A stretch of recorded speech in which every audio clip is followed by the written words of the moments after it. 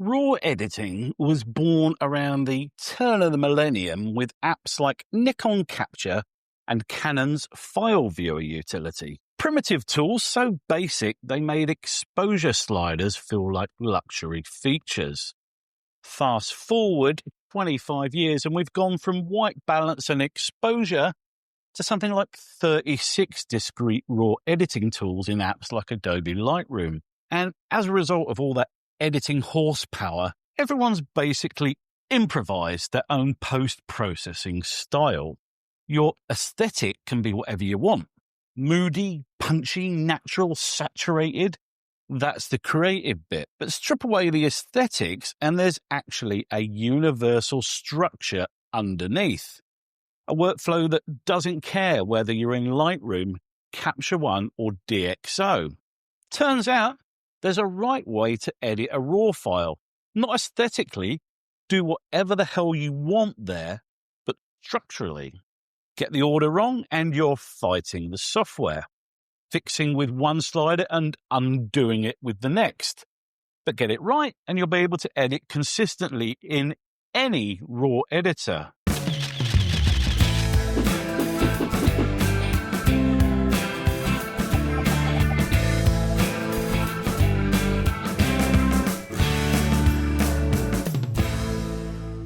Okay, guys, before we get stuck into this, here's the running order.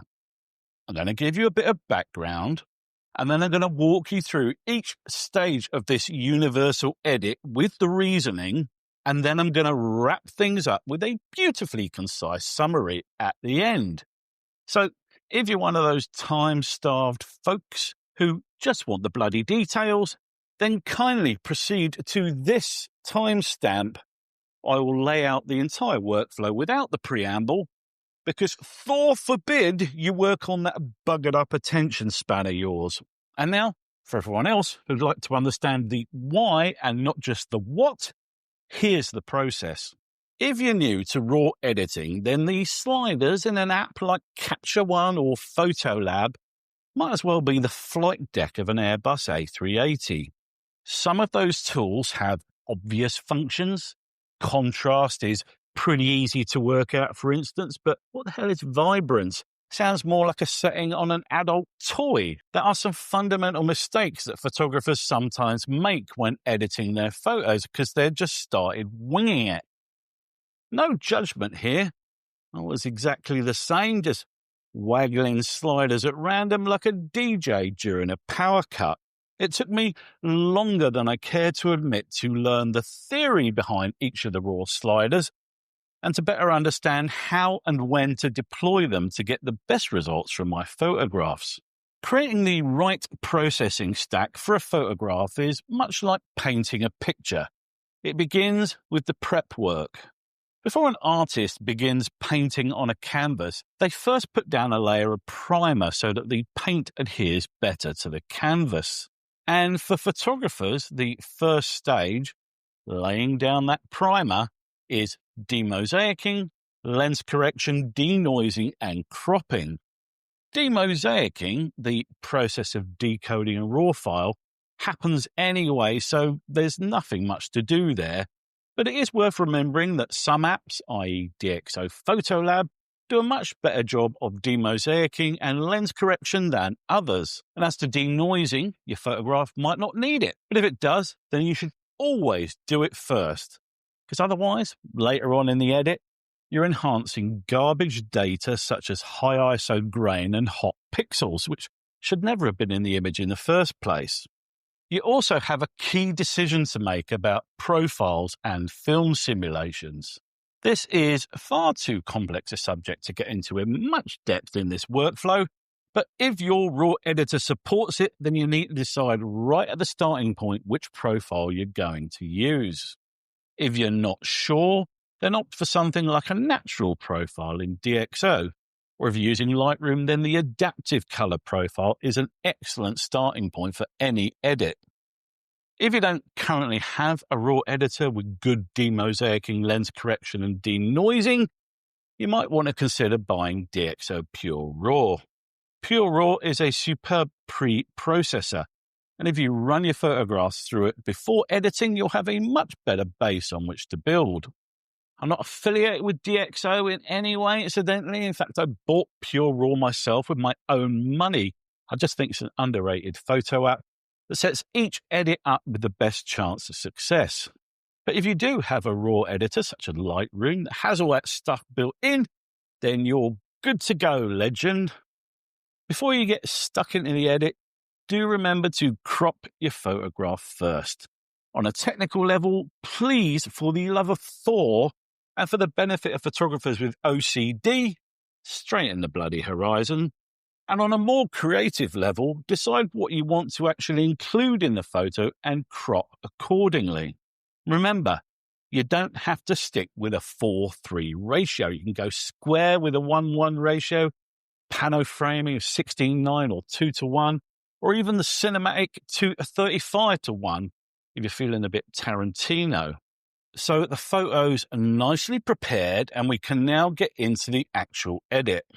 Returning to my painting metaphor, if you'll allow me, if you've ever watched a painter at work, then you'll know that they begin with slapping on a base load of colour, which is called blocking or underpainting.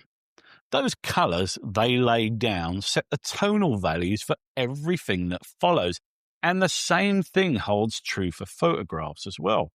So, first set your white balance.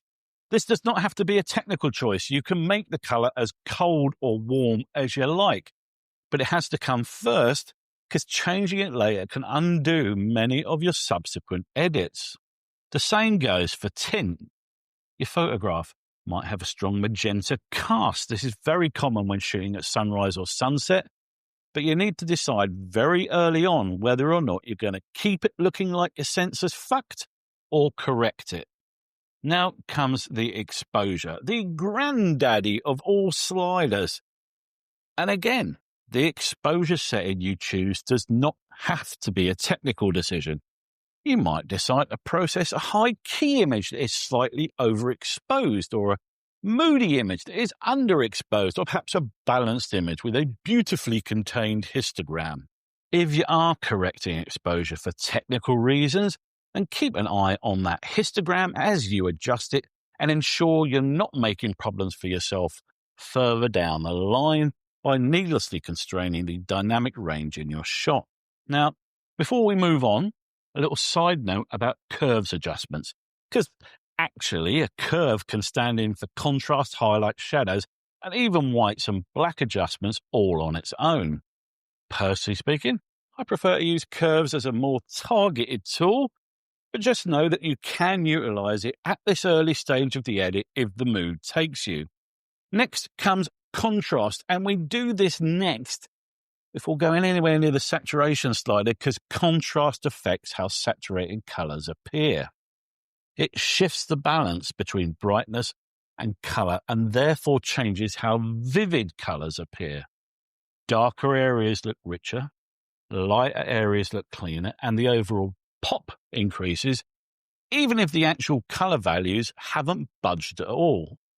Move the contrast to the left and you squeeze the light and color data towards the center of the histogram, making the image look flatter.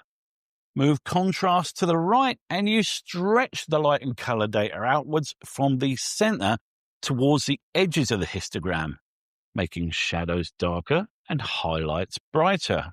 So, dial in a level of contrast you're happy with, but remember we can tweak it later with the more precise sliders later on in the edit. Closely connected to the exposure slider are the shadow and highlight sliders, which are used primarily to recover pixel information, light and color levels from raw files. I say recover, but nothing's been stolen. All we're doing is revealing it. It was always there in a photo, it was just hidden from sight. Highlights and shadows are recovery tools that work at the edges of the tonal range in the transition zones before clipping. They compress or expand detail in the near whites and near blacks respectively at the opposite ends of the histogram. So use them as you see fit to reveal hidden pixel information in a blown out sky, for instance, or to lift the shadows in a dark corner. It's now time to set the white and black points, two of my favorite sliders, because when you set these, you really start seeing your photograph appear properly from the raw data. These sliders serve as the anchor points at the edge of the histogram, and they set your true clipping boundaries, what counts as fully black or white in the file. Black to the left deepens shadows. To the right, it lifts them. White to the left compresses highlights. To the right, expands them. And finally, in this stage, if you haven't used the curves tool in a prior step, you can use it now to subtly lift the shadows in a very specific range, or to apply a simple S-curve for a bit of extra punch. All right, we're now at the midpoint of the edit. The light's balanced and the foundation is solid. In painting terms, it's time to put away the big brushes and bring out the fine ones so that we can finessing our edit. The next set of sliders in this universal workflow are cousins of the contrast slider, and we're going to use them now for the same reason we set contrast before saturation. They will have an effect on color. These sliders go by various names in each of the raw editors, but a good group definition for them is structure. We're talking, of course, about texture, clarity, and dehaze, and they're all basically contrast tools. As with every other slider in the workflow, it's not mandatory to use these, but it's important to understand what each one of them does so that you can deploy them as needed in your edits. Clarity targets midtones, which is to say the bulk of the actual detail in your photograph. And of the three aforementioned sliders, it has the most obvious impact. Use it first and use it sparingly, because like a Botox injection in the lips, a little bit goes a long way. Clarity is about definition, how crisp the edges and details look. Crank it up and everything looks more defined, but go too far and you get that artificial, over-processed look that screams, I don't know what the fuck I'm doing. Next up is texture. And this is your micro contrast slider, those higher frequency details, the blades of grass in a field, the bark on a tree, the zits on someone's face. Some raw editors also enable you to remove the atmospheric haze you commonly get in landscape photographs. And if you have this slider, now's the time to use it. In Lightroom, on one, Capture One and Dark Table, it's called Dehaze. In Photolab, it's called Clearview Plus. It's a potentially powerful slider, and you should err on the side of caution when using it, because it can have a dramatic impact on saturation levels. Side note, you can, of course, use that haze slider with a negative amount to increase the haziness in the image. It's your edit, you do you. Now that we've addressed the issues with light and structure in the image, we can move on to the color, and more specifically, saturation and vibrance. As with most of the sliders, how far you push these sliders is an artistic choice, but if you want your photograph to look natural, then use them judiciously. Saturation, of course, makes your colors richer globally, meaning every pixel in the photograph will be affected by any changes you make, irrespective of how bright or saturated they currently are. Pushing that saturation too far is one of those editing mistakes that we all, every single one of us, make early on in the learning process. But the next chapter in the learning process is painfully revisiting all of your earlier edits, nudging that saturation slider back into safety territory, usually plus or minus 10% of the center point. If you applied a lot of contrast in the earlier steps, then you may find you don't need a saturation bump at all. So remember that, again, it's not mandatory to use every slider in every single edit. Vibrance is another one of my favorite sliders, and it actually sees a lot more use in my edits than saturation. And that's because vibrance is not a global slider. It tweaks saturation, yes, but only on the least saturated pixels. I like to bring the vibrance slider up first, dipping a toe in the water if you like, followed by a little global saturation if it needs it. Once you've completed your color corrections, you may need a further small tweak to the main exposure slider, so do that now, but use it sparingly as possible. By now, you should be looking at a presentable raw edit with light, colour and structure issues all addressed and dealt with. And it's now time to finesse the image with localized tweaks. And by localized, I don't just mean masked regions. I mean target adjustments to colour, tonal tweaks and retouching. Let's talk about the second stage colour tweaks first, which is when we work on our colour for artistic or technical reasons. All raw editors vary, but most of them have a colour mixer, also known as an HSL editor, and a grading tool of some kind, either a big colour wheel or the triple sphere design. HSL stands for hue, saturation and luminance, and it enables you to shift the balance of colours in an image to either highlight or diminish specific colour ranges. Looking at your edit at this stage, you might, for instance, feel that the magenta tones are still a little bit overpowering, and in the HSL editor you can nudge the magenta towards the reds. You can also increase or decrease saturation of those same tones or make them lighter or darker. My main tip for HSL edits is that often it's not a hue adjustment your photo needs, but a saturation fix. And nudging that into negative territory often solves issues you might be having with one particularly dominant tone. So the HSL sliders enable you to tweak colours by tone, and the colour grading tools enable you to tweak those colours according to light, the shadows, midtones and highlights. One of the most common uses of this kind of creative grading is to nudge the highlight wheel towards the warmer yellowy tones and the shadows wheel towards the bluer, colder tones to more accurately reflect the natural temperatures of light. With colours now sorted, you can begin applying much more localized edits using masks. The whole point of masks, they're basically traffic control for your eyeballs, directing viewers to look exactly where you want them to. You can shape the entire look of the image through judicious use of basic masks, linear, radial, and the brush, creative vignetting, or to dodge and burn. As with many of these tools, we could devote a whole series of videos to the use of masks, but the best way to think about them is, if you'll permit me to be a bit pretentious for a minute, in shaping the narrative of the photo. What do you want to help the viewer notice? What is the main subject of the image? Where is the light coming from? What mood or emotion are you trying to convey? Where does the eye naturally want to go, and are you supporting or fighting that? What elements are competing for attention that shouldn't be? How can you use contrast and brightness to guide the viewer's journey through the frame? If you ask yourself these questions, then you can build on the narrative-focused approach rather than just making random adjustments because you heard once that you should always brighten the subject and darken the background. Before we wrap up this edit, there's one last slider adjustment to make, and that is sharpening, which we use to precisely target edge contrast at a pixel level. It's the final chef's kiss at the end.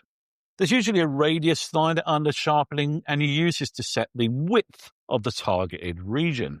And since we've probably already tweaked the more obvious details with clarity and texture, it makes sense to leave that radius slider nearly all the way to the left between 0.5 and 1.5 pixels, so that you're only increasing contrast on the finest of the photo's details. If you're using an app like Lightroom, then you can use the masking slider within that sharpening tab to add the edge contrast to only the more obvious structures, leaving the sky well alone, as you bloody well should. And we're nearly done. But before you export your photo, just check there are no minor issues that need fixing up. Not just dust spots, smudges, or lens flare, but minor distractions that otherwise distract from the balance of the photo. Stray branches, traffic cones, bits of litter. That bloke in the high vis who wandered right into the bloody frame. And that, my friends, is a workflow that will work well for you no matter what raw editor you use, from the top tier editions like Photolab and Lightroom to the more humble editors like Photomator or Rapid Raw. And now, if you're joining us from the start of the video, Then as promised, here is the summarized breakdown of this edit. I'll also put this whole thing as a list in the description of the video, should you wish to print it out, laminate it, and stick it on the wall next to your monitor and that photo of you scuba diving for the first time. It's broadly a 5-stage process. 1 prep work, 2 light, 3 structure, 4 colour, and 5 finishing touches. Stage 1 is prep work, denoise if needed, choose your profile, crop and straighten. Stage 2 is light, white balance, tint, exposure, contrast, highlights and shadows to recover detail, white and blacks to set clipping points, and then curves if you feel it needs it.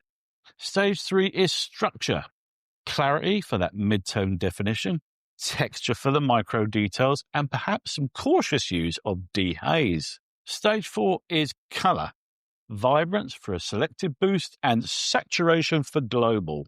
Stage 5 is finishing touches, HSL adjustments to fix specific colour issues, colour grading for creative warmth and coolness, masks and local adjustments, dodge and burn, etc., sharpening, keep it subtle, spot removal, and a final cleanup. Yes, it's a simplified A to Z roadmap for a raw edit, and I created it to provide some basic guidance to the process. But none of the sliders are mandatory, and you should, of course, experiment to find out what works for you and your photography. Some raw editors, Darktable, work in inscrutable ways that are a mystery to all but the most bloody-minded sadists. So bear that in mind if you're trying to apply this roadmap to that app. And instead imagine planning a road trip through a city with no signs, random sinkholes, and a council that hates you. Whichever app you do use to edit your RAW files, remember that the beauty of this file format is that it's all non-destructive. You can fiddle, tweak, and mangle to your heart's content without doing any permanent damage. Just hit reset. Like a politician's promise, pretend it never happened. And that'll do us for this universal raw editing workflow. Is this close to the way you edit your shots already, or do you favour a more avant-garde process? Do let me know in the comments section below. If you liked this video, please give it a like. If you got value from it, consider subscribing to my channel for more photo, video, and drone-related content from me. All right, guys, till the next time. Ta-ta.